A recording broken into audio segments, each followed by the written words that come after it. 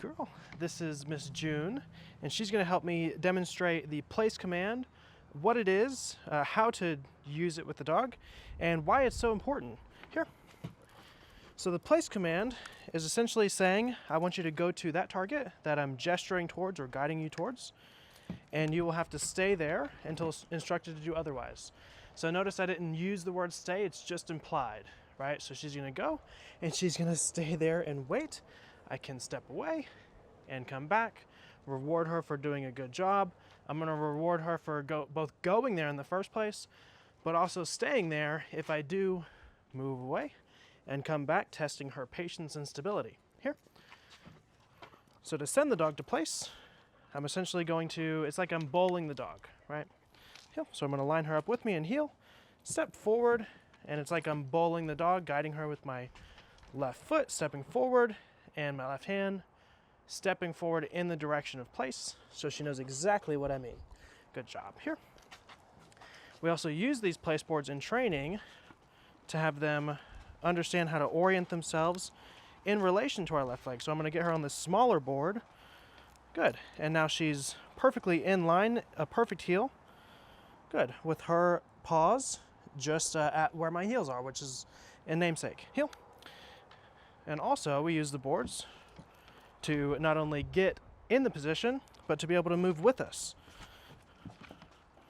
Good. So as I move right or left, she'll have to learn how to pivot to stay exclusively on my left-hand side. Here.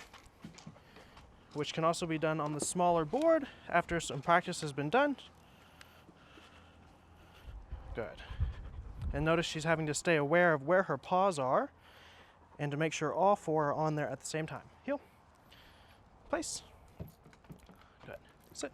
Now the reason that place is so important and why it's used so much in the training process is it works on a lot of things. So it can work on stability and patience, but also just the dog accepting guidance in general and willingly taking that guidance instead of trying to refute it or refuse to do so, right? Good. Yeah. And it also, once it becomes more fun for the dog, place, it can help build confidence. Good. And establish this kind of relationship where the things I'm asking you to do are actually pretty fun. Here. Good job. Here. Very nice. And you can use place in all kinds of other situations to deal with other issues. So say you have a resource guarding issue or a guest issue with the dog, you can use place to hold the dog to that command so that they have something to focus on. Boop, where are you going? And something to pay attention to that exclusively confines where they need to be and what they need to be doing. So instead of aimlessly running around the house in panic when a guest comes over or trying to crowd another dog when it's eating, you can use place. You can use place when you have kids running around, you have guests, etc. It's extremely useful. I consider it just as important as the heel command. So those two are extremely important to make sure you have perfectly trained into the dog by the time they're ready to go home. Heel.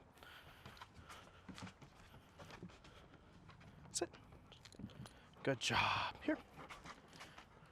There's also a few ways to send the dog to place. So of course we have just straightforward, but you also want the dog to be able to pass you. Good. So you want them to be able to cross your body and go to place. Here.